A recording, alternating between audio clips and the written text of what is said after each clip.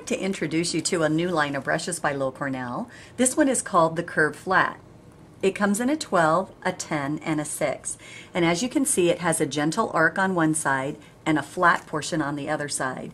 What makes it really nice about this brush is if you have a little bit of difficulty in the way that you do your side load blends, this is a perfect brush for that. In the traditional side loading, you'll use like a flat brush to help you do your blending of your lights and your highlights and your shading. But what ends up happening sometimes is the extra hairs on the flat side of that brush go out a little further than what we need for it to do, and it's difficult to control that. So you change yourself to a slant brush, but what ends up happening with that is when you try to do a walkout blend, there's not enough hair on that one side to help you walk that out. This brush is a perfect solution to that problem. I'm just going to wash out and pat on my paper towel, wipe off my ferrule. I'm going to get a little bit of color in the corner of my brush and just blend it softly on my palette.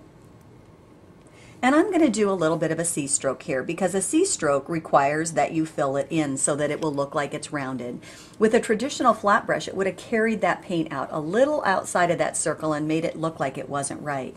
So by not having those extra hairs on this one side over here, that problem is solved. I can also come back into my blending and walk out any of the color that I need. I can even come out and do those traditional soft hurricane blends that are so difficult to do. Because I don't have any extra interference on this side, I have the right amount of water and texture to carry that blend right out. The other thing that I really like about the curve of this brush is the ability to do some of those larger comma strokes. I'm just going to load a little bit of color into my brush over here, and sometimes I have a wide area or somewhere where I want to put in a lot of wide comma strokes. I'm just going to lay those hairs down and let them lay flat, and I can come to a knife edge on this brush just because the top portion of it is so nice and flat, and it helps me make that curve just by laying the brush down. It practically does that stroke for me.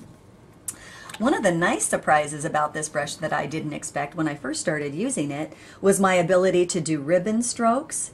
I'm just going to load into my darker value blue. I'm going to tip just a little bit into my lighter value so that I can get both colors all on one side of that. And I'm able to bring that back up and get that stroke in for a nice border design. The other thing that I really like to do is little filler leaves. There's a lot of artists out there now when they're doing their landscaping and they're doing a lot of their small intricate kind of vines. They have all of those extra little filler leaves. So this little small one right here makes it really easy for me to just come in, add a little bit of light to that brush, lay that down. I'm going to rotate it in my fingers, and now I have that little one stroke leaf all in just one small little imprint application. I love that I can use this also as my stem and use that as an imprint as well. This is a wonderful brush for lettering, for side loading, for doing some comma strokes, or even just some gentle little circles. I hope you enjoyed this brush.